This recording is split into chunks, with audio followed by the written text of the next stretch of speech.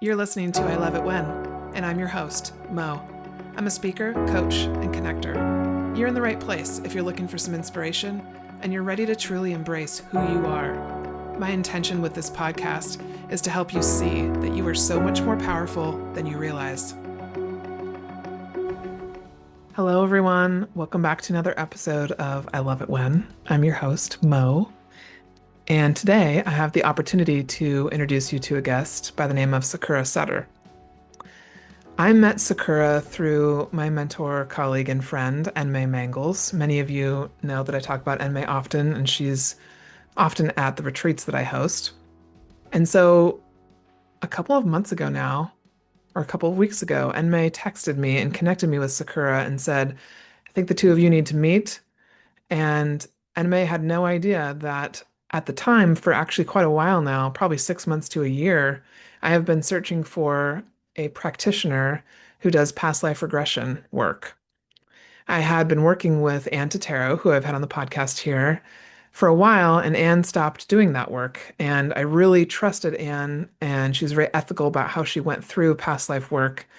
And there's something about that. I mean, with any practitioner that I utilize and anybody that I recommend, I always make sure before I recommend someone to my clients or friends or family that I feel 100% good about the person that I'm recommending.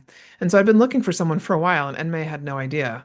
And so I met Sakura, we met over Zoom, we chatted, we got to know one another, and immediately I wanted to have a session with her. So I had a past life regression, and she walked me through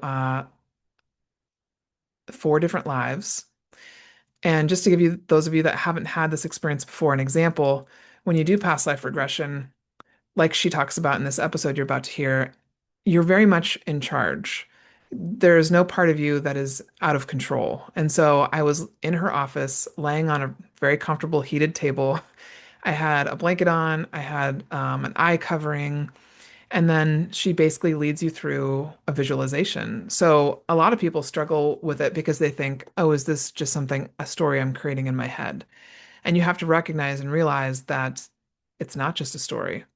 And so you're also with someone, in this case, Sakura, who receives messages and gets confirmation as you're going through this experience. So I wanted to share that one of the past lives I explored was one where there was some fear that I was still feeling, like this little piece of stuck fear in me that was something related to my mom's lineage. And so when I'm going through this visualization, I'll just share that part of what I saw was my mom in the corner of a room, in a dark, dark room that was just total blackness. And she was all in a corner, scrunched up, and she looked super afraid. And so Sakura led me through this visualization where I brought her to the table and I said, "Hey, Mom, I'm good. Everything's good. Look at how good I'm doing. Look at how well my life is going." And then I saw in another part of the room, almost like this image from, I think it's Snow White, where the crone is there and she's bent over nearly in half and she's wearing this dark black cloak. And I couldn't see a face, but it was just, I knew it was a person. And I knew that that was what represented the fear. And so Sakura led me through this exercise basically of approaching that person in the visualization and giving them the mic and saying, what do you have to say to me? What do you have to tell me? And that immediately, what I heard in my head, which is when I say hear, I didn't hear a voice. I just knew, I know immediately what they said was, you have no idea how bad it can get.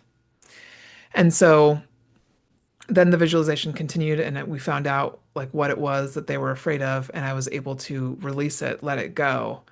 And that's just one example of what can happen during a session here. And I think where people get stuck is they don't realize we don't realize how powerful our brains are. We don't realize how much energy plays a part in everything that we do. And that energy gets passed down through your lineage in all sorts of different ways. And so even though this fear didn't originate with something that happened in my life, it happened in my mom's lineage and just got passed down. It never was released. And so as you start to understand how energy works, this will start to make more sense to you. But if there's any part of you as you're listening to this podcast episode that just feels drawn to Sakura and you're just like, I don't even have any idea if I'd ever even like a past life regression, Margaret. If you feel pulled to her, if you feel curiosity, if you're like, I don't know why, but I just want to get to know her, call her up and book a session. Follow that curiosity. All right. Here's the 411 on Sakura. Sakura Sutter is a certified spiritual hypnotherapist, intuitive medium, master esthetician, author, Reiki master, and radio host.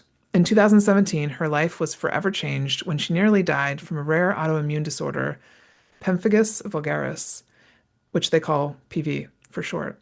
That experience ignited her deep healing journey, where she embraced the mind body spirit connection, learned to love the parts of herself she had long suppressed, and committed to living unapologetically. Today, Sakura dedicates her life to guiding others on their own paths of self-discovery and authentic living. At her clinic, Sakura Skin and Mind in Redmond, Washington, she supports clients both in person and remotely, drawing on a wide range of modalities, including intuitive mediumship, Reiki, light language, card readings, hypnotherapy, neuro-linguistic programming, NLP, and emotional freedom technique, EFT. Her mission is clear: to help others heal, awaken, and step fully into their truest selves. So, in this episode today, we talk about so many things, you guys, so many things. How her life forever changed when she almost died from PV, how this sparked her healing journey, not only physically, but mentally, emotionally, and spiritually. All the tools that she utilizes when working with people. We talk about manifestation, and then what she is currently working on in her business and life. So I can't wait for you to hear this episode. Let's get into it. Hey, everybody, welcome back to another episode of I Love It When. I am so excited today to introduce you all to Sakura Sutter. Sakura, thank you so much for being on the show. And wow, this is the first time I've called it a show. That's so funny. Since Sakura herself has been a radio host for years, and maybe that's why my brain's going show. There you But go. thank you for being on the show. Thank you for having me. Uh, at this point, I've given everybody a bit of your introduction, but I'd like to just start off by having you share a little bit about who you are and what you do. So I am a master esthetician, which I've been doing skincare for over 22 years now. I'm Wow. also a hypnotherapist. And I've kind of weaved in my intuitive mediumship into my hypnosis. I also do tapping EFT, as well as NLP as well. So, and then just, Reiki, I call it Reiki, but it's a forefront for everything else. So Mm-hmm. Mm-hmm. energy work is essentially what I do. I also channel and do light language. So, Love it. I love yeah, it. It's such a cool combination of all the different tools and how you use them. I love meeting different people and just seeing how they utilize different tools and what they do, in combination with skincare and just self-care in general is a really cool way to do it. it is kind of like a symphony of an orchestra, right? Yes, it really is. And I was slowly compiling each one as I went along, depending on what was happening in my life. So, Okay. Okay. Uh, well, I'm wondering if you can start off by sharing with us a little bit about your story. And I said this to you before we started recording today, like, oh my gosh, where do we begin? Because I think out of all the different people I've met over the years through doing my podcasting or just networking, I've never met someone who has a story that resonated so deeply with me and my part of my mission of helping people to truly be themselves and why it's so important to be yourself. And so when I heard your story, I was like, oh my gosh. I mean, I can see why you're writing about it, you're talking about it, you're coming out here and sharing about it. And so I'm wondering if you can start by just kind of giving people the background of how you got to where you're at and why you're doing what you're doing, because I think that'll give us some context for all the different things we're going to be able to explore today. sure thing. Thank you. So it was in 2015. I was 39 years old, and I actually started getting blisters in my mouth. And so I wasn't sure what that was, asked the dentist. The dentist wasn't sure, just chalked it up to something viral. And slowly these blisters started to appear in other areas of my body. So I was getting them on my chest, on my back, on my butt, on my feet, on my, thigh, just everywhere. And they just Uh, look like regular blisters? Regular blister, Okay. a fluid-filled blister. Okay. And I would get a few at a time, and then they would go away, but then I would get new ones the following week. So there was no, No break. no break. whatsoever. And so I was going to different doctors trying to get diagnosed, and nobody could come up with anything. And mind you, I had been doing skin at that point for 14 years, and my Wow. background was with dermatologists and plastic surgeons, so Hmm. more of the clinical side. And I had never seen anything like this. I asked my fellow colleagues who were also in skin at the time, they couldn't figure it out. And then lo Wow. and behold, I did some research on the WebMD and discovered what I had. I thought this has got to be it. And it's called Pemphigus vulgaris. So it's PV for short. And it's when your essentially Western medicine says it's when your immune system attacks the proteins in your upper layers of your skin. And Wow. so in response, it's like creating these blisters, but I didn't know how bad it could get. You know, Hmm. you read about things on the internet, and I was always a positive person, right? I Yeah. always saw the glass half full. So for me, I wasn't going to go there. But then I went to a dermatologist who I'd worked for and asked to be diagnosed, asked his opinion. He did a special test, and of course, it came back. Before it even came back positive, he said, I'm sorry to tell you, but I think you're right. I think you have PV. And that was on Christmas Eve of 2015, I was diagnosed. And again, like I said, I didn't realize how bad it could get. Hmm. Um, and I just kind of went about my life. And slowly, it was basically after a breakup um, that I had been dating someone for a very long time. It was right after the breakup that they started to become communities of blisters. And then I could not keep up. So, and it got to a point where I was no longer able to wear clothes. So, first, I was trying to cover them with these nonstick pads. And Hmm. I was buying out the local QFC out of all their pads. There's nonstick pads like every day, just buying them out, putting these pads on over what I thought coconut oil, something to just make it stick there because I couldn't Yeah. adhesive because the adhesive would start to rip my skin. Mm.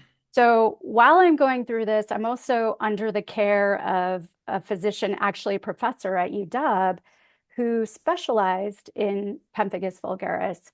And so at his request, I was doing steroids. And as you know, steroids are immunosuppressant. That's the first drug that they give anyone with autoimmune. It's to kind of basically settle your immune system down. But at the same time, it lowers your immunity, and it was creating open wounds, large gaping wounds. So essentially, it was, I guess it would have been in May that I could no longer wear a bra, and I need to wear a bra. And so I found this thing on Facebook, which was the sticky adhesive. I know you've seen it. It's the I'm sure sticky I have. adhesive bra. Yeah. And I just placed it on. And one day I took it off, and my areola ripped completely off. And Oh God. that was my point, my lowest point of when I realized I needed to ask for help, that I could no longer try to do this on my own. I was a single mother. My daughter was 11 at the time. Mm. We would cry nights together because she didn't know how to help me. And I essentially didn't know how to help myself. And I mean, I was trying and doing everything. I was Mm. going to get acupuncture. I sent my picture to John of God in Brazil. I laid on crystal beds. I saw every shaman. I did everything. Hmm. Nothing was working. And so I had to basically wave the white flag and move in with my parents. Fortunately, my family I was able to move in with. And then my quality of life just went even further down the drain. Mm. Like I said, I could not wear clothing. So I had an aunt who's a seamstress who was actually making me clothes out of nonstick pads. Um, Wow. yeah, and because when I would walk, my skin would tear open. Oh jeez. And yeah, the pain is something else. Like I don't Yeah. know, like that's a whole another story of how horrible it was. But there were days where I would stand all day because my butt was purple and I couldn't even sit on it because of the pain. Jeez. I had to sit on ice packs. I had to sleep on ice packs. And only because I had to numb myself long enough so that I could try to fall asleep. I had Mm. to take bleach baths twice a day, for hours at a time. And me being holistic, I would add lavender and make it nice. But I had to because I had staph infections and yeast infections all over my body. I had open wounds covering about 90% of my body, in my hair, Jeez. in my eyes, my nails, my feet, my genitals, even, you name it, there was open wounds there. And so I basically was miserable, and it affected everything and anything and everything that everyday tasks that we take for granted. And I was quarantining. I couldn't leave the house because of infection.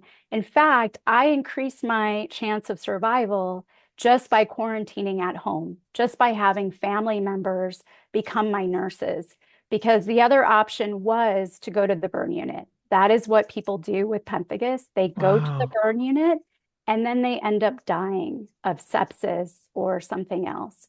So it was a very traumatic period. Yeah. And at the same time, I was also honoring what my doctor was recommending, even though I didn't want to, because I was very holistic. But there was an experimental cancer drug at the time called Rituxan. It wasn't widely used at the time for pemphigus. It was more used for lymphoma. So I was going into UW. That was like the only time I was able to leave the house, was to go in for these infusions, which would take all day. Hmm. Um, so I was doing that and also steroids. But at the same time, my hippie self, as my doctor would call me, I changed my diet to vegan. I incorporated supplements from the medical medium. I was reading about functional medicine and how our body just doesn't attack itself. There's something there. And for me, I believed it to be something viral. That was all on the physical level. Not Hmm. going to talk about the stuff I was also doing emotionally and then mentally and spiritually as well. Hmm. I was already a hypnotherapist at the time, so I knew the power of the mind. And so a fellow colleague of mine volunteered her time to me. And so we would meet once a week on the phone while I was in the bleach bath. And she would do hypnosis, but also theta healing, Oh, yes. if you're familiar. Yeah. So I was healing all my ancestral trauma as well as my own trauma in this lifetime. And it was a lot. So people ask me all the time, how did you heal? And it was a myriad of things. I mean, it Hmm. wasn't just what pill I took. Hmm. It was more than that, Hmm. because the dis-ease actually showed up because I suppressed who I was. I From the start, I came into this lifetime having past life regression, or sorry, past life traumas. Hmm. And I had night terrors that my young parents couldn't understand.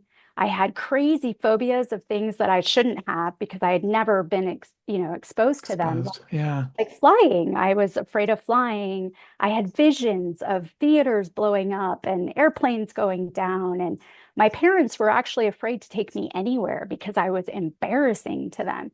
Hmm. But I also had this immense fear of dying.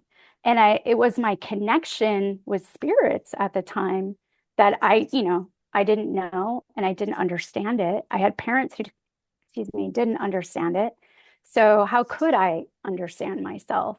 And so I suppressed all of it. And when you suppress who you are, you Hmm. suppress your connection with spirit. And Hmm. so I shut down everything. There's this Tibetan saying that if you die before you die, then when you die, you will not die. It's essentially saying that if you can transcend your false sense of self in this lifetime, then when you die, you'll have no fear of dying because you have lived your life at its fullest, right? Hmm. And for me, the illness was an invitation to be myself, to live as me, right? To transcend my false sense of self. Hmm. So, yeah. Wow. At what point in all those different things were you doing? Did you feel like there was a turning point where something clicked and started to shift? Yeah, as I was doing everything layer upon layer, right? My parents not really understanding, but hey, Hmm. whatever. Let's Hmm. just give her whatever, you know, Yeah. to help her through this because they were witnessing me dying and Yeah. they were completely helpless. So I, at some, there was a turning point where I surrendered. And having done radio myself, I've interviewed people with stage 4 cancer, and there's a big piece about surrendering to the sickness.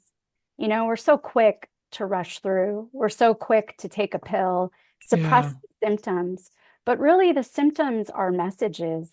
And my body had been talking to me for a long time prior to pemphigus. I Hmm. had vertigo for 7 years. I had leaky gut issues. I had all sorts of messages that were there. I just Wow. wasn't seeing them. Right. Yeah.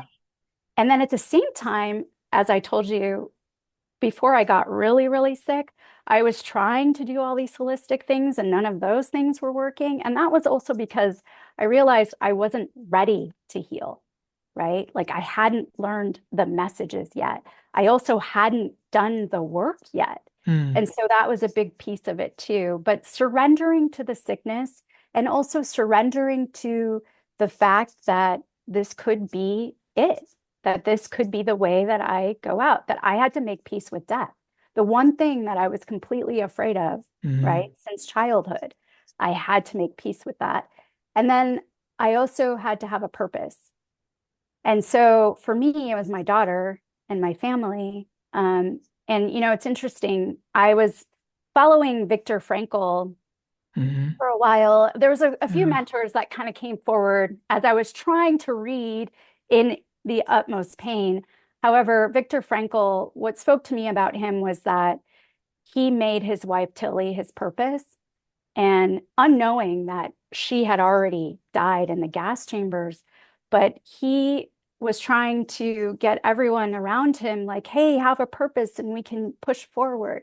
And so I knew that having a purpose was also Hmm. going to keep me here. But at the same time, intuitively, I honestly knew that I had a bigger mission here. Like I Hmm. wasn't going to be taken out by PV. There was a Hmm. bigger purpose and a bigger reason. So Hmm. I kept that close to my heart. But yeah, it was Wow. horrible. I don't even I you know, I'm a part of a lot of support groups for pemphigus. There wasn't any support when I was going through it. It seems unfortunately now it's more common. And as I was doing the radio show, I was getting messages from around the world from people of basically loved ones of people who were going through PV.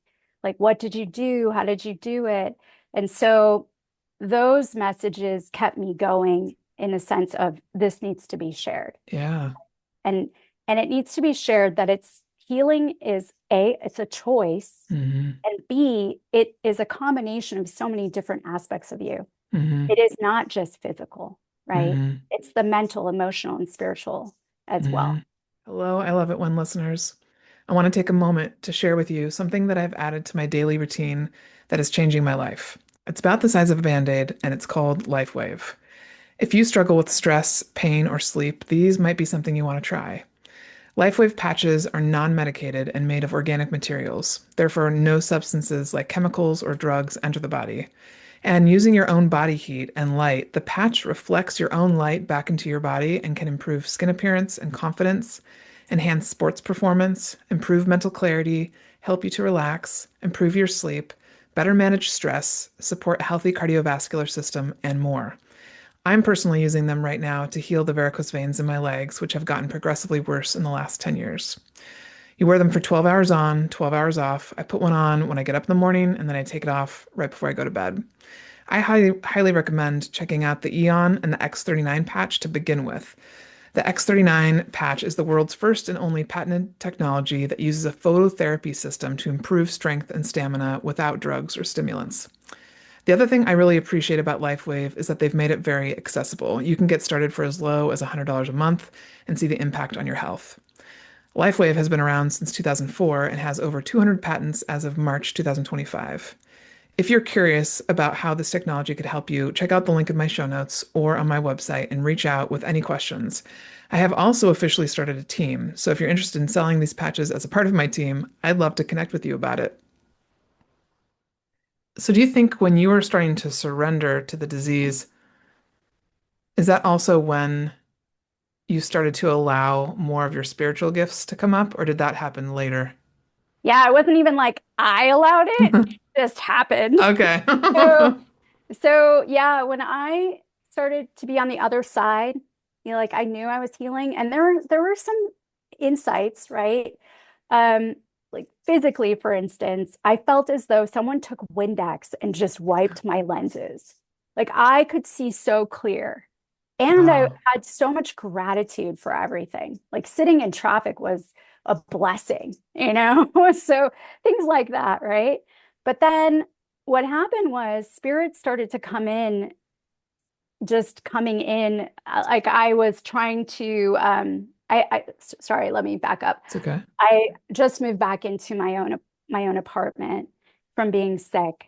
And that was really hard for me because I thought, oh my gosh, can I do this? Can I take care Hmm. of myself again? Am I capable? I mean, I still was getting some blisters, but I was definitely on the healing side of it.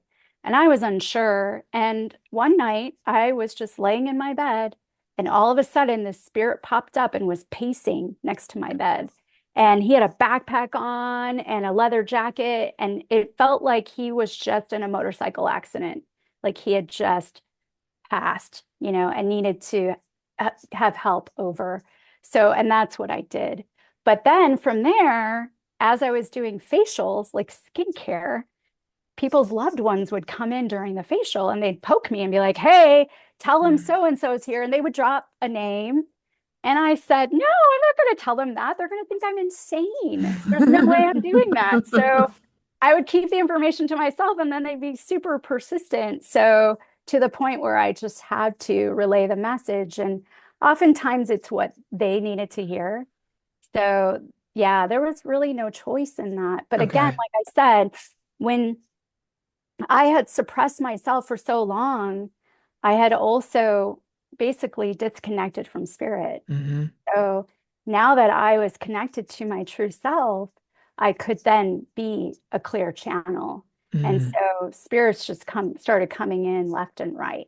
And Hmm. then I still was skeptical. I'm skeptical of everything I've ever learned and everything that I've ever done. Like that's just Yeah. who I am. Have always been science minded, Yeah. even though I am woo woo, right? So I was really skeptical of whether or not I could call myself a medium professionally and or do it professionally. And so I had interviewed plenty of mediums from all over the world on my radio show. And one of them in specific, I called her up and I said, okay, can I do this? And she said, all right, read for me. And I did. And everything was coming in. And I even described her grandfather to the T. Like she showed me the photo and she said, okay, you can definitely call yourself a medium. You're a medium. So, we always seek that validation, right? Oh, yeah. And I think the skepticism, in a way, is so healthy too, to just, Right. uh, I mean, there's a curiosity. My friend Crystal says curiosity is a sign of the divine. Yeah. So being curious and being skeptical, I think a healthy amount of skepticism because there are so many illusions in the world, so many people who are not living truthfully or being honest. Right. And so, yeah. So when you Absolutely. saw all of a sudden that guy appear next to your bed, was Yeah. that something you hadn't seen since childhood? Did that shock you, scare you? Were you like at that point, and nothing will scare me? No, yeah, exactly. After what I had gone through, no. Childbirth and then PV, there's Yeah. nothing. Yeah. No, no, not at all. In fact, I mean, I had experiences. Even though I shut it off as a child, there were certain things that happened, like my grandmother, when she passed, she came back to visit me. Hmm. So I still was having experiences. Okay. I just wasn't having as many. Okay. Yeah. Okay. Hmm. Wow. Okay, thank you. I think that gives everybody like a really good um context for what we're going to talk about for the rest of the Right. episode because there's so many different places to go with all of that. That's in and of itself that well, yeah, that's an entire book which you're working on Yeah. writing. Yeah. Exactly. Yeah, yeah. Yeah. I want to start with one of the questions that you sent me actually to add in about asking you about past life trauma, phobias as a child, which you mentioned, things that you had phobias to that didn't make sense. I think there's a lot of people listening and that I've met over the years when I teach classes. And before I taught about anything around energy, I was teaching about real estate. I was teaching about business. And so I get a lot of people in the room. And when I mention stuff like this, all of a sudden people are like, oh my God, I have this phobia. Like, so I know there's a lot of people listening. They're going to be like, I want to learn about this. What kind of stuff was happening for you? Well, you already shared some of this, Well, I I guess. have some more stories. I'm sure you do. Okay, good. Um, the last time my parents took me out to eat when I was a child, was because I had this weird thing about food. I felt that if I didn't know you, you certainly were trying to poison me. Like, Okay. where does that even come from, right? Yeah. So we went out for Mexican, and it was a busy Saturday night in Chicago, and I did not like the way the waiter was staring at me. I thought for sure he was trying to poison my cheese taco. And so I stood up and announced to the whole restaurant that I had been food poisoned, essentially. And my mother was so embarrassed, dragged me to the bathroom by my ear, I remember. And yeah, that was the end of that. So Wow. I just had this crazy fear all the time. Like I Hmm. felt sick as a child. Hmm. It was really hard for me to enjoy myself. I also had a crazy fear of open spaces, but essentially being around mass amount of people made me really sick. And it was Hmm. because as an empath, I was feeling everything and not knowing what to do with it. Hmm. And then my parents also had to monitor, like they wouldn't let me watch the news because they thought for sure the reason why every day I was dying of something had to be related to the news, even though I wasn't watching it. Hmm. But I was having heart attacks at age 5. I had cancer, I had strokes, like you name it, I had it. And it was really because I was communicating right across the veil. Yeah. So, but yeah, the past life traumas were horrendous. It really kept me from living a lot of my childhood, I feel. Hmm. Hmm. And it's interesting, I didn't understand it until, again, I was doing my radio show and interviewing past life regression therapists and talking about Dr. Ian Stevenson. Are you familiar with him? No. So, Dr. Ian Stevenson was the first doctor actually scientifically to prove the existence of past lives. So, Wow. he studied 3,000 children from around the world, and his study went for like 40 years, basically. Okay. But he studied these 3,000 children who claimed to remember their past lives.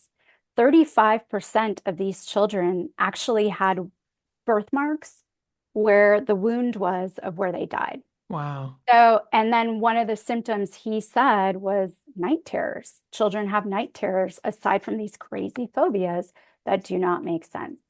So it was all kind of helping me to understand myself more and Yeah. that I wasn't essentially having this crazy, I mean, yes, I had a crazy imagination as a child, Hmm. but it was that I was making this up. They were memories. Yeah. They were And I coming from just, somewhere. yeah, and I just didn't Yeah. know where to put them. So, Wow. This is reminding me of as I began to learn about different avenues of healing, and I saw my first past life, had my first past life channeling experience and then regression. And I realized I'd always had a fear of the dark. mm, And when I finally started to face it, I was in my early 30s. And I was like, this is ridiculous. I'm 32 years old. I should be able to, I was, alone. I've been alone most of my life, never been married. So I never had anybody that I lived with that I like slept next to. And so I was always alone in a bedroom. And I would just lay there in the dark on top of the covers, which was like the worst, to not be yeah, underneath something. And I would sure. just be there talking to the room like nothing is going to happen to me. I can go to sleep. And I just could not do it. And Yeah, so over the next couple of years, meeting with someone about past lives and hearing different situations, like there were times when I died from being buried alive, or I was part of the women's suffrage movement and I was put in a cell with just a mattress and it was completely dark. Like, and immediately my body resonated with that. Like, yes, that happened. right. And it gave me such peace to realize, okay, one, I'm not crazy to have this. It's not a fear like something has actually happened to me in this lifetime. It's past lifetime stuff that my body is remembering. And it just made me feel not crazy. It was Right. really, it Yeah. was gave me such peace. Yeah. Absolutely. And Yeah. release, right? It gave you awareness and release. And I Hmm. like that you touched on that because a lot of people are skeptical also of past life regression. Hmm. How do I know I'm not just making it up? Hmm. I'm telling a story and it's the movie that I watched last week and la la la, Uh-huh. right? But there is that physical piece that you just can't make that up. Your body is going to respond in some way, and Yeah. we can't force you as a hypnotherapist to do that. Yeah. It's just we hold space for you to release that. Hmm. But yeah, Yeah. you touched on that for It's sure. it's such a cool thing and to realize like in general that your body is giving you messages. I love talking to people about that because they downplay things, signs and signals that they get all the time, thinking, "Oh, I just watched Harry Potter the other night, so that's why I thought of that." And I often tell people like, "This is what I used to think." I would get these images in my head and I just let them go because I figured, "Oh, it's just because I was just at that Mexican restaurant yesterday." But no, my guides are using those things because that's the language I'll hear them in or see them Right. in or whatever. And so the more you start to kind of play with that and even test it, the more you can find the truth that lies within it. Like it's amazing. Is that what led you then to want to start to do past life regression for people? Yeah, absolutely. Because Yeah. I was so connected and exploring my own past life. So the whole food poisoning was because I was a queen and I was poisoned in that lifetime. So yeah, for sure. And exploring not just, where you're failing or what patterns you're repeating, but also Hmm. your talents and what you're Hmm. good at. Hmm. That was another way for me to check in. And like I Hmm. said, because as a child, I had nobody to talk about these Hmm. things with, like these feelings that I had running through my body. Past life regression was that platform for that, for sure. Hmm. I just thought, what a helpful way for everyone else, Oh right? yeah. One of the other things you're reminding me of that I learned when I had those sessions was that in many past lives I was a storyteller. And I would, one life I owned a bookstore, another one I would dress as a man to be able to tell stories in front of groups. And I was like, this Wow. is too hilarious because, yeah, I definitely, a big part of what I do in this day and age is tell stories Right? and share stories. And so, like Uh-huh. you said, it can be so insightful into helping people find what they feel drawn to do or like what they might have been ignoring in this lifetime if they haven't been doing what they feel drawn to do. Right, absolutely. Help guide So them into their awesome. career path. Yeah, Yeah. for sure. Oh. And also explaining relationships. I find that Hmm. past lives really focus on a lot of your relationships have carried over from other lifetimes, right? Yeah, and And patterns you of may behavior and things. exactly. And Yeah. what you're still carrying over as far as your communication goes, for Hmm. sure. This So, is a random question off of my outline, but are do you have you and your daughter been in lives together before? yes, for sure. Mhm. Okay. How cool. That was one of the coolest things when I've always felt a very deep connection with my mom to the point of where I knew like there's been lifetimes where either we've been sisters or friends, or at one point I was her mom and she was my daughter. Like Yeah, there's so much. role Um, reversal. Yeah. yeah, it's Uh-huh. been so cool. It just, yeah, I'm always like, whenever I learn this stuff or I go through and have sessions, I'm like, how can everybody not do this? This is the best thing ever because it brings, I've never had anything in life that I've learned bring me so much peace before. Peace. Yeah, Yeah. absolutely. I mean, hypnotherapy itself is so powerful. And that I haven't even really played with very much. I've Yeah. worked with so many people since learning it and so many phobias. For some reason, I attract a lot of people for fear of flying, Okay. which is interesting. I'm just thinking Uh, about one of my aunts. Actually, I should refer to you. I'm going to write that yeah. down. But also children. I work with Okay. a lot of children and children, it's great because they're still so connected to their imagination. Mm-hmm. Right? And Mm-hmm. so it's a lot easier. They're quicker to shift. But it's amazing how, people ask me, well, why does hypnosis work? Mm-hmm. Why not just do talk therapy? And talk therapy is essentially me telling you what your problems are and what you need Mm-hmm. to do. Hypnosis is more of the hypnotherapy that I do, which is client-centered, is more of, okay, what are your issues? And then I help guide you when we're in there, but you have all the answers as to why you do what you do. Hmm. If we could sit still long enough to hear, the answers, Yes. Yeah. we would have it all. We would have it Hmm. all figured out. We'd have the winning lotto numbers. It'd be great. Yeah. So, So but when yeah, you're doing hypnotherapy, are you essentially helping them build new neural pathways? Or exactly. okay. Absolutely. Okay. Yeah. So Which is accessing the also subconscious. right. You're Mhm. accessing the subconscious mind, which is responsible for a majority of everything that you do, right? Hmm. Hmm. And so that's where all your answers are, but that's also where all your habits and your patterns are as well. Hmm. So yeah, it's important to rewire and create neuroplasticity. So Hmm. for sure. Yeah. Wow. Can we move in a similar direction, like past life, but talking about ancestral trauma and things that get passed down through family? That sounds like some of that happened, or you realized you dug into that when you were sick, Yeah. and learned a lot. Can you talk a little bit about that Sure. experience? You know how you always hear that the strongest person gets dumped on? It's like Yes. it's supposed to be a gift, from your ancestors. Here you go. You process this. You're the strongest. You deal with this. So Yeah. yeah, as I was unraveling my own toxic traits and issues in this lifetime through theta healing, I was also being approached by ancestors coming forward. And it was a lot of my Japanese side coming forward that had been abused and suppressed as women, Mm. and a lot of them physically abused. Mm. So essentially, I was giving them the microphone to come forward and share what they needed to share and to release it, right? So that I also was no longer carrying it for them, right? So I think the illness was not just my stuff, right? It was everyone else's stuff too. And Yeah. so theta healing helped me to release a lot of that and thank my ancestors for what they went through, right? But the interesting part was that it was all my Japanese side, which I didn't understand because I am kind of a mutt. I mixed with everything. But Mhm. my understanding was that my mom was half Japanese and half Spanish. And I didn't understand why there was no Spaniards coming forward on that side. There were some people coming forward on my dad's side.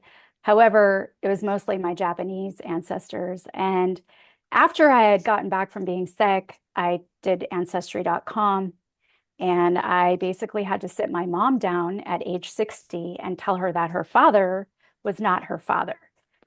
Wow. I was essentially half Japanese and she was 100% Japanese. So, yeah, so we don't know to this day who her father is, but that was Wow. a big piece of it. And my Japanese side, they were interned. So they had farms and property in San Francisco, and everything was taken and stripped away. And they were trained to Row, Arkansas, Mm. where my grandmother actually did high school there in those 3 years. But yeah, but despite all of that, they're very proud. They're very optimistic, and I think that that's where I got a lot of my optimism, but also Yeah. my resilience as well. Oh, So, yeah. but yeah, I dropped quite the bomb on my family.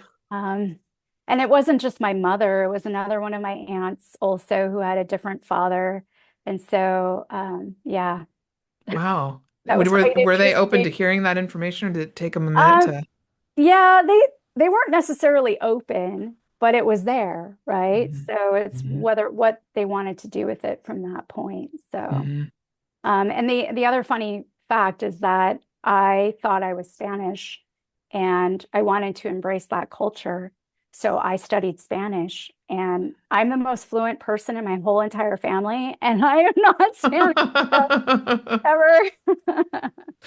That's kind of amazing. I mean, it's always a good skill to have to Right. know another language. Yeah. Mhm. Wow. My Japanese, not so great, but I get by. Yeah. Do those ancestors still come by and say I have hello? not, I mean, I feel my immediate ancestors, I definitely, my grandma's with me all the time, and my other grandma, my grandparents, and then definitely my great grandparents, but not past that. When I was doing the theta healing and working through the pemphigus, it was long generations, Mm. long, long time ago. So Mm-hmm. totally Mm-hmm. different.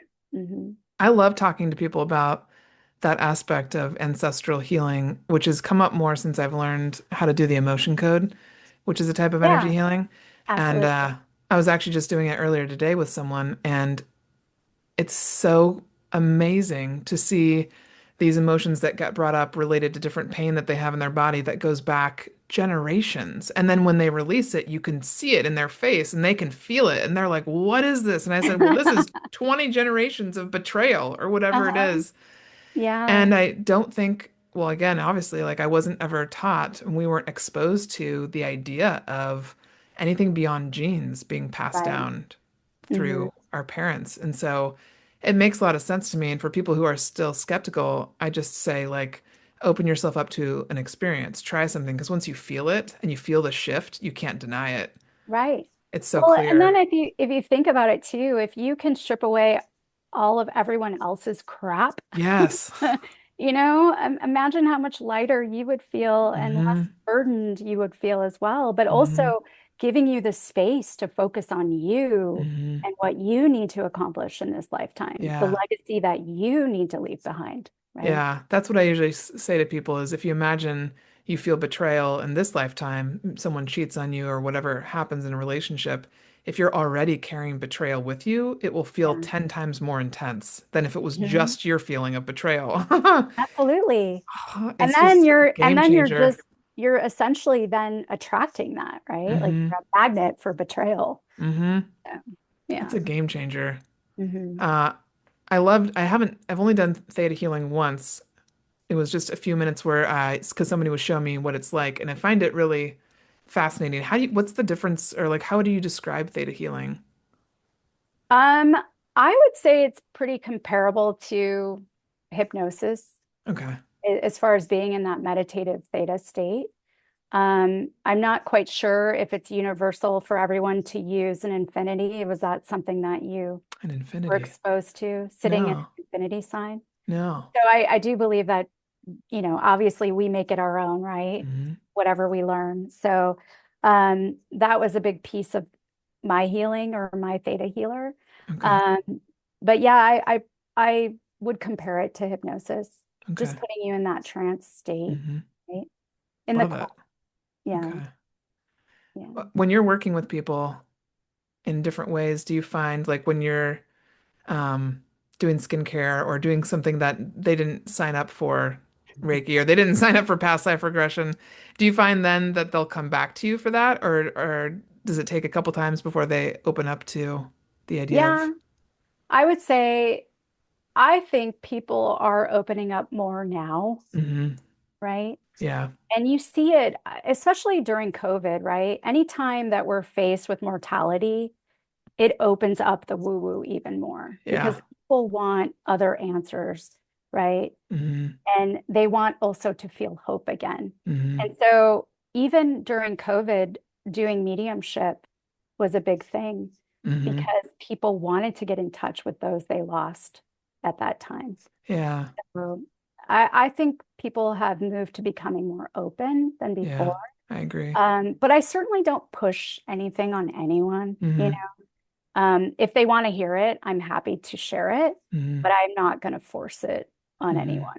Hmm. So for sure. You brought up Viktor Frankl, which I love that you mentioned. I haven't thought about him in a while, and I've read a couple different books that talk about him. Were there other people who you would consider to be your mentors when you were going through Yeah. that experience? Anita Morjani, Okay. you've read her Dying to No. Be Me. So many similarities I saw in her story. She had stage 4 cancer, but a lot of similarities in the sense of she wasn't living her life as herself was her reason. And she had Mm. an NDE. So she actually, crossed over, saw her body on the table, saw her husband at the time talking to the doctor, talking Wow. about her prognosis and, this was it for her kind of thing. And then crossing over and having a conversation with her father, who had passed already, and him basically telling her it's not her time, right? And that she needed to step into being who she was. And that's exactly what she did. and came back. And then also making peace with Western medicine as I had to do. Mm, She knew that the chemo and the radiation would be traumatic, and she also didn't believe in it. And she also kind of thought, well, maybe it'll kill her. But at the same time, she surrendered to it. mm, So she let them do it anyway. And then when she came back, like she went in with tumors everywhere and cleared completely. And of course, doctors want to take the credit, right, for the chemo, yeah. not necessarily what happened. So, Yeah. yeah. And she talks a lot about remission, which I think is really important because when you go through a terminal illness, it's not like you forget. I mean, Hmm. I still have spots on my body that are like wet paint when hot water or hot temperatures, activate them. It's essentially like I'm spotted, like a leopard. And Mm. so remission, she says, is to remember the mission. And that is something I still carry with me every Oh, day. I love that. Remember the Yeah. mission. Hmm. Wow. Yeah, I'm thinking of there's different people I know who at different times, whatever it is that they've struggled with, where it be a tumor or cancer or something, when it pops back up, it's almost like again, your body saying, "Hey, checking in. Are you paying attention to Yeah. yourself? Right. Are you listening to us?" Hmm. Yeah. Where's your self-care at? And Mm-hmm. how are you making yourself a priority? Are you Mm-hmm. making yourself a priority? Right? Mm-hmm. Mm-hmm. All of those things for sure. I want to kind of switch gears now to talk a little bit about manifestation, which I was so glad that you brought that up as well, and your questions that you sent to me. I love Yeah. talking about manifestation, and you had mentioned in there that you said you believe it meets us where we are at our level of self-worth and self-love. Can you talk a little bit more about that? Yeah, absolutely. Hello, I love it when listeners. I have a special announcement for you. The Unplug from Fear retreat was a huge success, and thus we are hosting another one in February 2026, and tickets are already live for sale on my website. I have never experienced a retreat like our first Unplug from Fear retreat just last month in September. I felt so invigorated, energized, and excited. I knew I wanted to set the date for the next retreat as soon as I woke up the next day. This has never happened to me before.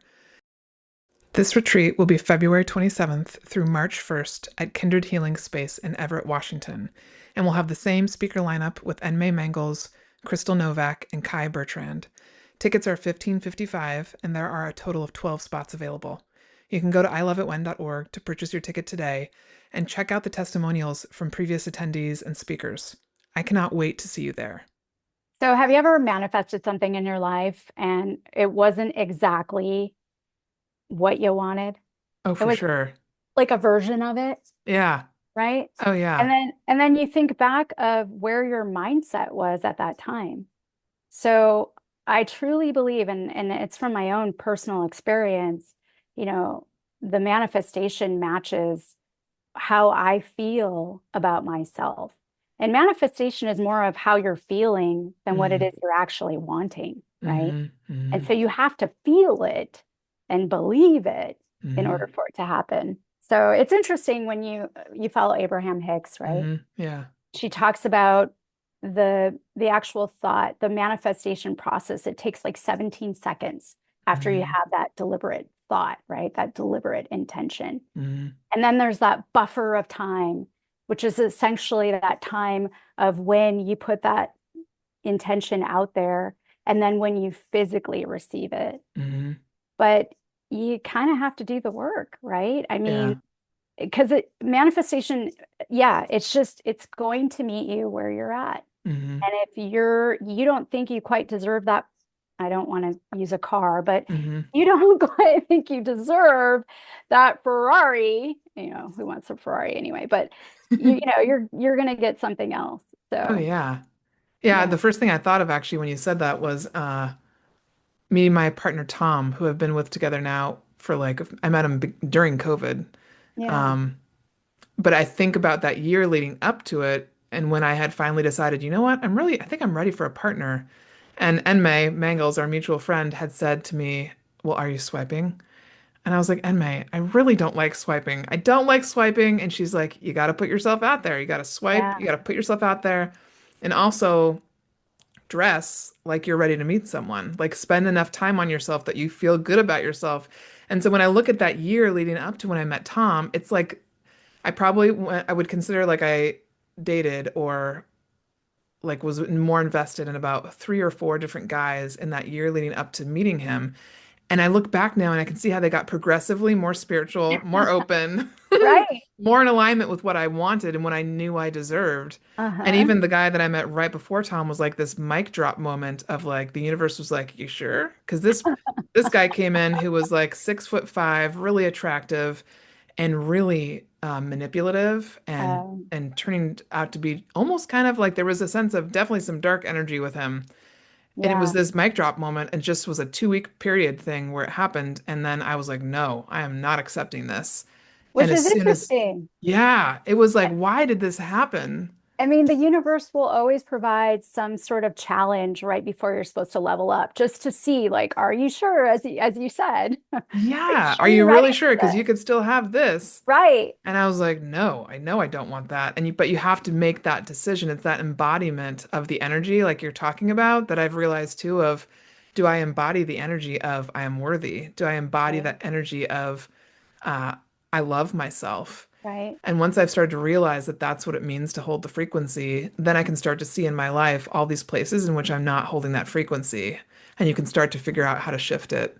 But it's such a journey to get to that place where you understand that. I still know so many people, and obviously like in coaching with working with people, I see a lot of people who just think, well, if I just do this much work, then the thing will happen. And it's like, oh, not Right. quite there yet, not quite feeling or understanding the vibrational frequency piece of it. Yeah, for sure. Yeah, And I yeah. also believe that another challenge to manifestation is having never had such a level of awesomeness before, right? Oh I yeah, mean, like how do you know what not you don't know? right. And not just for you, but also your ancestors, right? Yeah. I mean, Yeah. how do you do it? And then at the same time, after I find this a lot with a lot of healers is Hmm. after you have manifested where you want to be, Hmm. right? Do you just plateau? Do you just quit Yeah. manifesting? Do you just, you don't quit manifesting. So how do you get over that, right? Hmm. Hmm. How do you ask for more, right? Hmm. I Do you mean, the feel universe, like since you've been on this journey post being sick and your abilities coming out, do you feel like your manifestation abilities definitely amplified? Like I'm assuming they did. Uh, absolutely. okay. Yeah, because I was dating too during COVID. I was swiping myself. Um, so which was interesting, right? Because you couldn't Oh really yeah. do anything. You couldn't go anywhere and No. you could eat outside, inside, Yeah. make it all make sense, right? But yeah, so I was doing that too, but I had a couple things happen. One is I was getting psychic hits on my dates. So I was so open that I would sit with my date and say, "Hey, I know you work with Microsoft as a techie, but you should really consider finishing that book." And they'd be like, "How do you, so I would freak them out. Oh my gosh, that's so So amazing. yeah, I was getting psychic hits. And then I had always been too much for anybody. And that they always wanted to fit me in the box. And I tried to be in the box. And that's how I ended up getting sick, right? So I decided after coming out of the box, I was not going to suppress myself in any way. Yeah. Relationship was one of the hardest places for me. That's where I was, as you were talking about manifestation, that's where I was Hmm. having a hard time. Hmm. And so I decided, nope, the first thing I will tell them is I see dead people. Like, are you okay with that? Because that's number one. If you're not okay with that, this is not Yeah, out in any way. So absolutely. for sure, my manifestations amplified. And but I still was working through, as we said, having never been where I am now, Hmm. I Hmm. didn't think certain things were possible. Yeah. But I also know that that's a part of rewiring your brain, right? I Hmm. mean, that's Hmm. something I work on with clients through hypnosis is getting that self-worth, but also seeing their future self, right? Hmm. I mean, Hmm. essentially, all of our outcomes are happening simultaneously, right? Yeah. Yeah. So it's whichever one we're subscribing to. Yeah. So how do you maintain such a positive subscription, essentially, Hmm. frequency? Hmm. In order to get that. And then also how do you not think about how you're actually going to get it, right? Like that's the other downfall, right? It's just Yeah. allowing and just allowing the universe, surrendering essentially, Yeah. which is something I learned being sick. I had to Yeah. surrender, and that kind of leaked over in other areas of my life Hmm. where I had to allow whatever was meant to happen to happen. Hmm. This whole surrendering process is such an interesting and hard thing to learn. I remember at the beginning of COVID, what really helped me was I definitely surrendered in different ways before having my own business, but I think a Yeah, big part of the purpose of me starting my own company was my version of we got to teach Margaret how to fully surrender. Because never have I had such a time where I'm like, all right, I give up. Let's just right, go. Let's go for the rest of the month. And you're telling me, or what I'm getting in my meditations is rest. You want me to rest, even though I have no money for the right, next 2 weeks and I don't have my bills paid for the next month, but you're telling me to rest. What the hell? Let's just right. try it and see what happens. Because you kind of get to this point where I was like, I haven't had one of those lives where I feel like, yes, a lot has happened and I've done a lot of things and I've worked my butt off and I don't want to discount what I've done. But it's also been like I have a lovely immediate family. Like I've had so many blessings that I didn't have anything, I don't know, I guess to extra push me or like motivate me. But I Mhm. just knew that I was meant for something bigger. And I was like, if I don't do this now, I'm going to regret it. And that's Hmm. kind of what got me to that point of like, push comes to shove. Like, when, when am I going to have another chance to do this? Or if I don't do this, feel like my, I'm going to feel like I'm just walking towards death. Like having a regular job just felt like there's nothing about it that excites me or motivates me, or it makes me feel like I'm going to die, Yeah, essentially, I in doing it. completely understand and agree with you for sure. Yeah. So that Like, surrendering thing it's so hard. And I had people telling me, because I would message some people that I found on Instagram usually when they talked about surrendering, and I would just say, "How do you surrender?" And they were like, "Just every day." And I was like, "What do you mean?"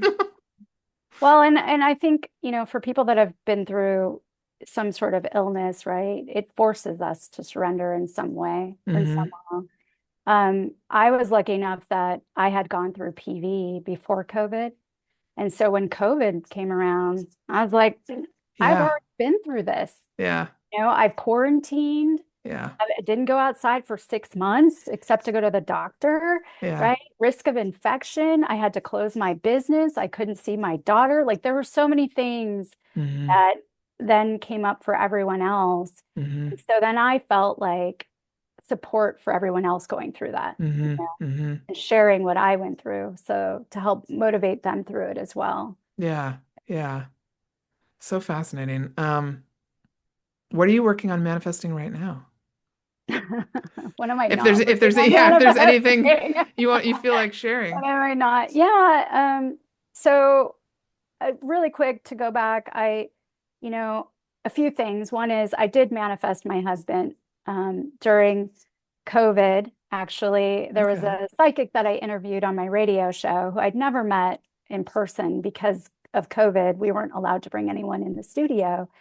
And she had pulled me aside, through Facebook, messaged me and said, "Hey, I never do this, but I want to set you up with my client. I'm being guided." And I said, "Okay, fine, sure, why not? Like, I'm dating and why not?" So she did. And yeah, I knew right away. And I knew the moment I met him, I knew we were going to get married. But again, I was trying to like keep a lot of it to myself because I didn't want to freak him out, right?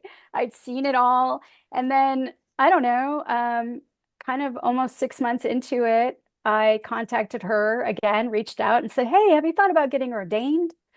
She goes, "That's so fascinating. I was just getting that message from Spirit." And so she got ordained and then she ended up marrying us. And that was the first time I had met her physically.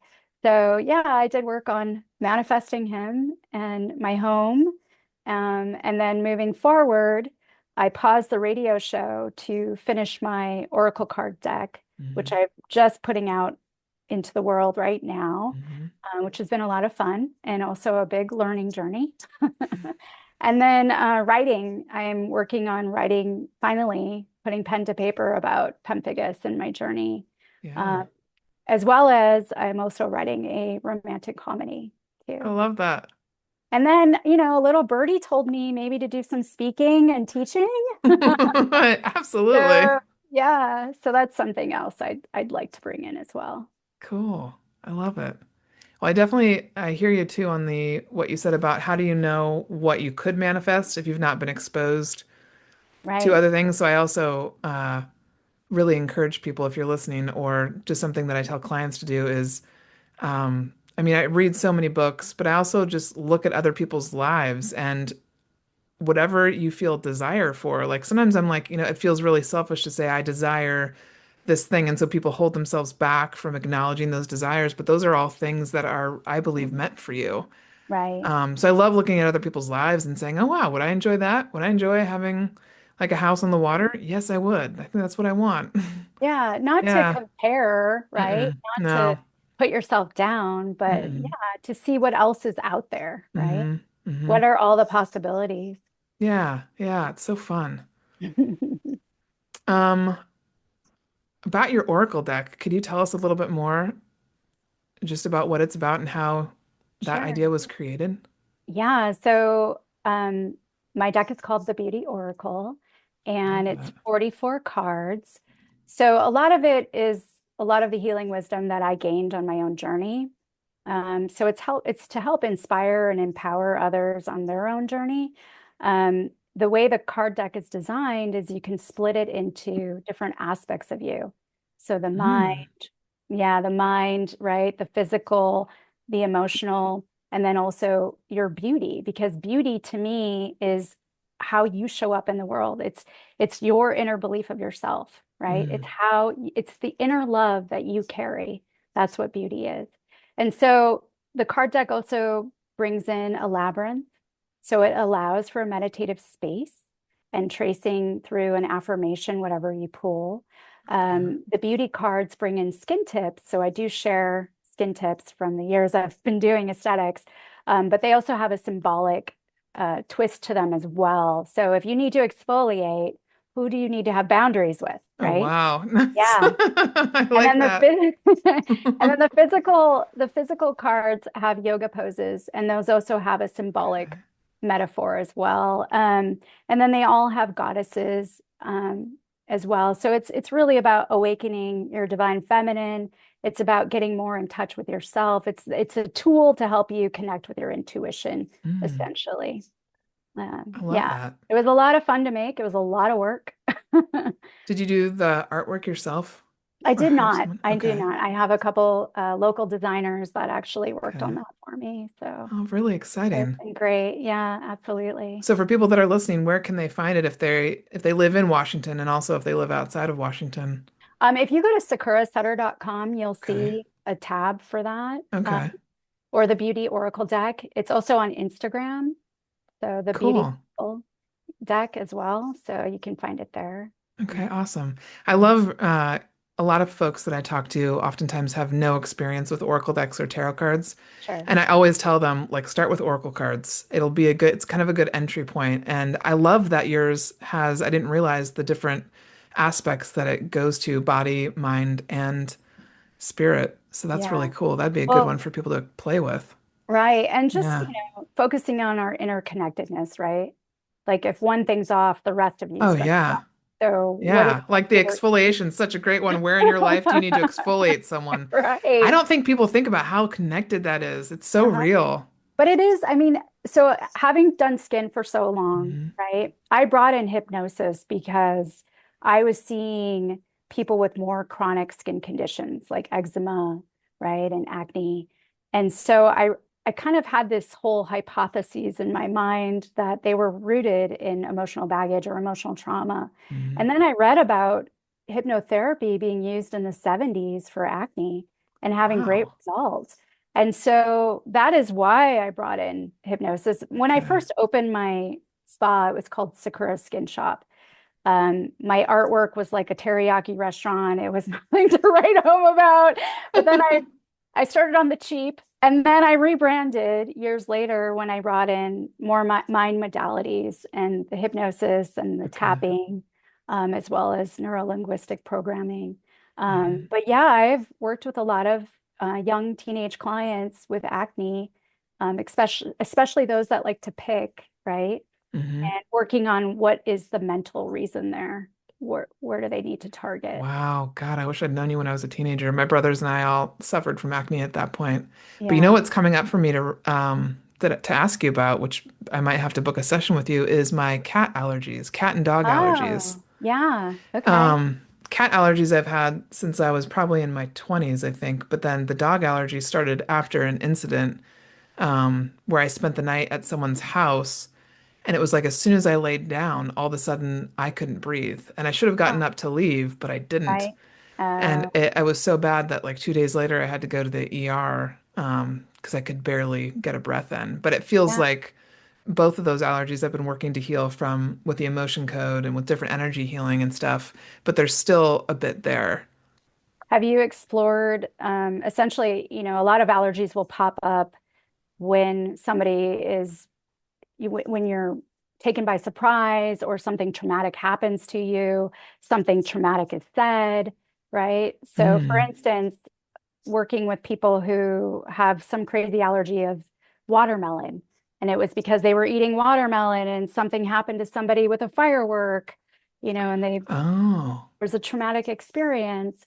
And so hypnotherapy is great to help explore that. But another modality, which I did not mention that I do, there's too many, is SRT, which is spiritual response I'd therapy. never heard And of it. so using a pendulum that helps to work through and find out what happened on a soul level. So it does also help Mm. explore past lives and past life traumas. But maybe in a past life you had a dog attack you or That's what what. keeps coming right up right now as you keep talking about it. I keep thinking past life, and I'm like, really? Because I Yeah. think yeah, okay. Now we're headed into a personal session, everybody who's listening. No, no, this is exciting because it's been something for a long time that I've wanted to heal from because I love animals. And when they come up to me, I so badly want to touch them. Yeah. Yeah, so, okay. I That's mean, really, and it's, I have had an issue with cats myself. And when exploring my one of my past lives, it was essentially that I'd gotten eaten by a big cat. So of course I was not going to want anything to do with them. Right. oh So my God, that's so funny. yeah. It's just so makes sense. And the Um, real test is then after doing the work, what happens to you afterwards, right? yeah, yeah.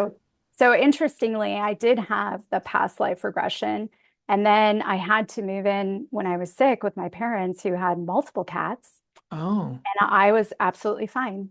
So, and wow. I'm asthmatic, and Okay. Oh, so this is fantastic. Oh my gosh. Okay, well, for people listening, I hope this I hope this gives them actually examples. Sometimes I do, well, not sometimes, quite often I like to share in my episodes that I do by myself what I'm going through personally because I know a lot of people can relate to it and helps them realize, oh, I mean, I could see Sakura about this. Like, yeah, and yeah, there there's are all there's sorts of so many things. modalities out there. Hmm. Yeah, for sure. Um, Um, well, one of the things I love to ask people about who are on the show, and apparently I'm going to be calling this a show from now on, is I love how different people define what intuition is because everybody says it differently. And so I'm wondering, how do you define what intuition is when you're trying to talk about it with people? I would say it's that quiet whisper. It's that soft nudge, right? It's that knowing. And it really is, it's our true self. Hmm. Hmm. I love that, your truth self poking through. Are there other ways that you experience your intuition that you haven't mentioned already outside of it? Sounds like you see things. When Yeah. you see things, do you see them with your eyes or in your third eye? Um, I guess it's, both. Okay. Yeah, both. Because sometimes I'll see a spirit even in my mind's eye, or Okay. I'll see them as if they're showing up right next to me. Yeah. And sometimes they're animated and moving and making noise even, Wow. or they're not, and it's just an image of them, like a photograph. Okay. But all my clairs are activated. So I do see, I do hear, right? And I have a knowing, but Hmm. I smell, like I smell other people, like it's really fascinating. I had no idea I had that one. But yeah, during Reiki, I started smelling things on people and it was past life related. So really Interesting. interesting. So, Yeah, clarifaction is what it's called, right? Clarifaction. Yeah. Okay. So It that's the seems newest like one a for me. lot. Oh, what was that? Oh, I was going to say that's the newest one for me. Okay, the smell. Clarifaction. Yeah. Yeah. It's interesting how, I mean, every person I talk to is different, but it seems like a lot of your gifts connect with past life stuff for people. Yes, absolutely. Yeah. Definitely. So that would, yeah, I would say that that's unique to you, that there's not every medium or psychic I meet with, everybody has their own kind of specialty almost. Yeah. No, I Yeah. would definitely, because that's one thing I can do, and it doesn't even have to be in hypnosis. So the energy work that I do, I kind of run through people's chakras, right? Okay. And every energy center is related to some aspect in your life, right? Mm-hmm. So for instance, your solar plexus is going to pull in any energy in your social relationships, if you will, Mm-hmm. or what you're doing socially. So when I'm moving through the chakras, I get images, I hear things, I see things, so all sorts of things happen. But what I was going to say is I also will see a person's past life. Mm. It'll present itself while I'm working through their energy centers. So it's almost like Amazing. residual or Mm-hmm. residue, I'd like to call it, like past life Yeah. residue is what I'm picking up on. And if it's really burdening someone's current lifetime, Mm-hmm. it feels as though it'll present itself even more. It'll emphasize itself even more. Yeah. Okay. And there's no rhyme or reason. And Interesting. I would say the more open a person can be, the better the experience is for them. Mm-hmm. Do you have any Yeah. recommendations for people who feel some fear around exploring their past lives or just the idea of it in general? I guess I would want to explore fear, Hmm.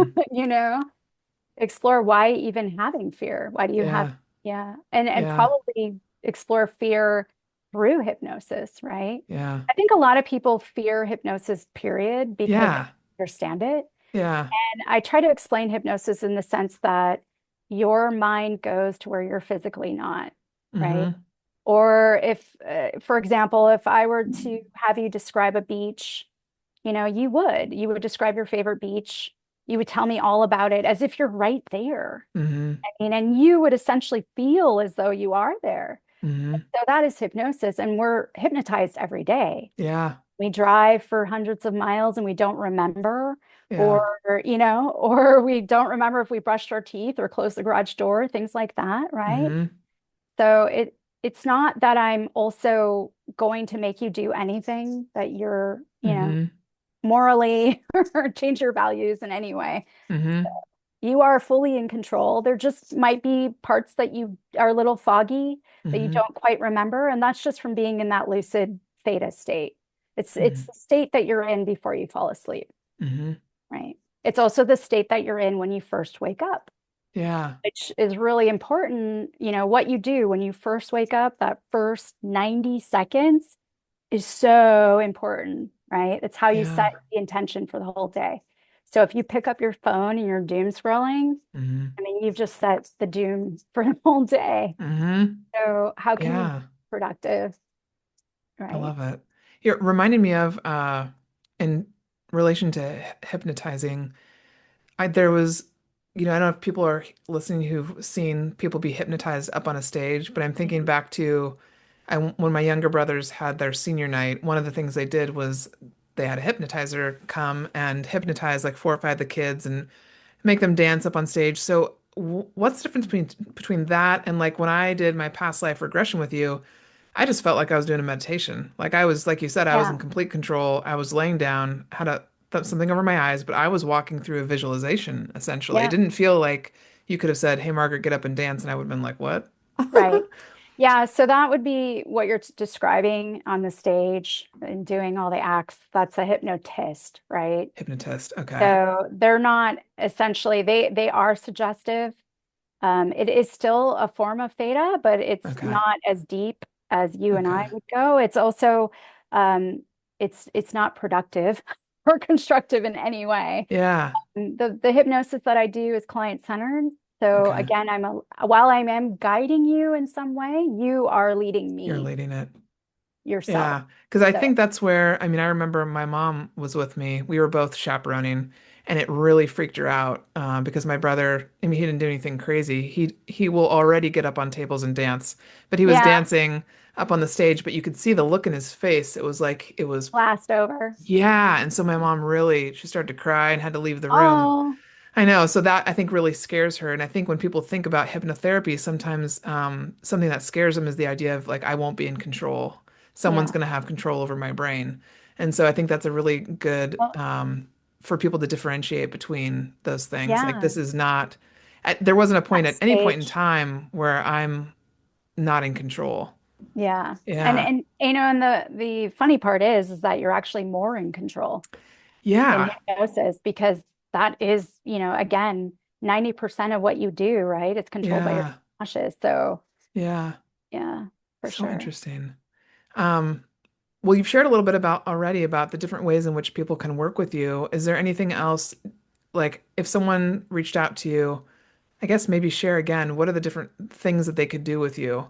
Yeah, sure. Yeah. So, hypnotherapy, also past life regression. I do clinical facials and Okay. peels, microneedling as well, Okay. um, and Reiki energy work, tapping. Sometimes I incorporate with Reiki, I will incorporate some of the tapping techniques if necessary, Okay. or even past life might come up in Reiki, or mediumship may come up in Reiki. Like I cannot keep them from coming in. If they want to come in, they'll come in and I'll allow them if the Okay. person allows them to as well. Okay. And then I also do SRT, which is the soul reprogramming therapy.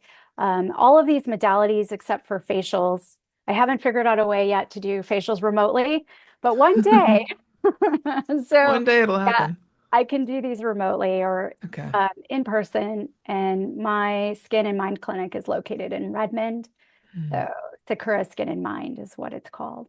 Yeah. Love it. And then now you're doing speaking events if people want to invite you to speak at their Yes, company retreats or Desmo. something. Absolutely. Yes, absolutely. Yeah. Do you I ever think mentor people? I have not mentored anybody. No. Okay. Mm-mm. That idea Did you just see came to that? me. Yeah. Well, I'd be open to that. Okay. Okay. Were you just going to say something else? No, Something else come I don't remember now. up? Just came and went. Well, is there anything else that I should ask you that I haven't asked you yet? Um, no, I mean, you can still find my radio show. Okay. It's Yeah. it's a podcast. I had three radio shows, Love from the Hip, as in hypnotherapist, Okay. the Conscious Coaching Hour, and Go Beyond the Veil. Okay. Um, and those you can find on iTunes still as Okay. well Cool. as Spotify. I interviewed healers, doctors, psychologists from all over the world. My whole purpose was to provide a platform for people suffering with whatever to feel like they weren't alone and they had Hmm. resources, but also resources to help themselves. Hmm.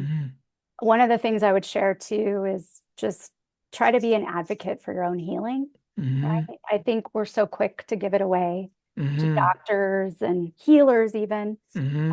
but Yeah. people that may not know what it is we need, we know what we need. And so Yeah. I do recommend, however you can, to step in and be committed to your healing for yourself as Hmm. well. Hmm. I Yeah. love that. That's so true. That's definitely something that even I've thought about recently in the last couple years when I go in for a checkup or I've gone in for anything, I have to sit in the doctor's office and remind myself, I am in my power. This is this is my Yeah. body. Because you're so used to, we've been trained and conditioned to go in and surrender of, well, they've gone to school. They must know exactly what I need. And you just have to Right. remember, no, like I know what I need. And it's a Yeah. real challenge to reprogram yourself in the moment and remind yourself that I know my body really well. Yeah, you do. Yeah.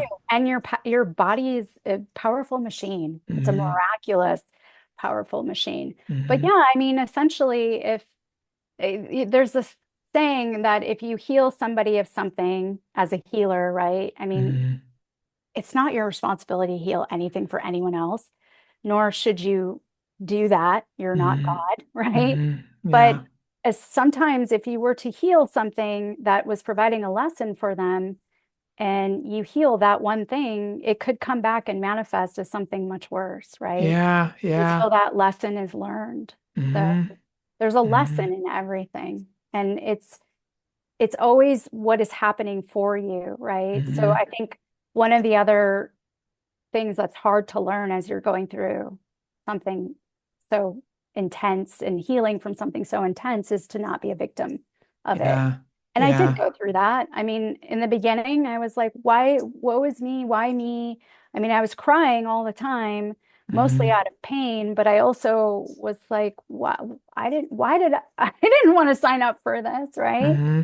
And so parking your victimhood is a big deal as well. It's something Hmm. that will help you to heal more because if you stay stuck in that victimhood, Hmm. that is not going to help you over it, Yeah, right? yeah. It's So, also, like you said, it's so true. The something that's really helped me is to recognize that as someone who likes to help other people feel better, sometimes stepping away is like the best thing I can do. yeah. Because, like you said, it's not my job to fix it. And actually, by trying to heal it or take it away, sometimes I'm taking away the lesson. Yeah, it's a Yeah. disservice to them for sure. Hmm. Hmm. Yeah, there's That so was much in that. such a lesson in that. My gosh. Yeah, yeah, Yeah. absolutely. Well, thank you so much for sharing so many awesome epic stories. I know I could probably talk to you for hours, so I might have to have you back again on the Oh, that'd be podcast. great. I'd love it. But I Thank really appreciate it. And I like to end each episode with what's your current I love it when, either for yourself or for the world right now. I would say I love it when I witness people manifesting magic they were always intended to create. Mm, Yeah. gives me Step chills just into like your that. magic, right? Hmm. Step into it. Awesome. Thank you so much. You're so welcome. Thank you. Totally.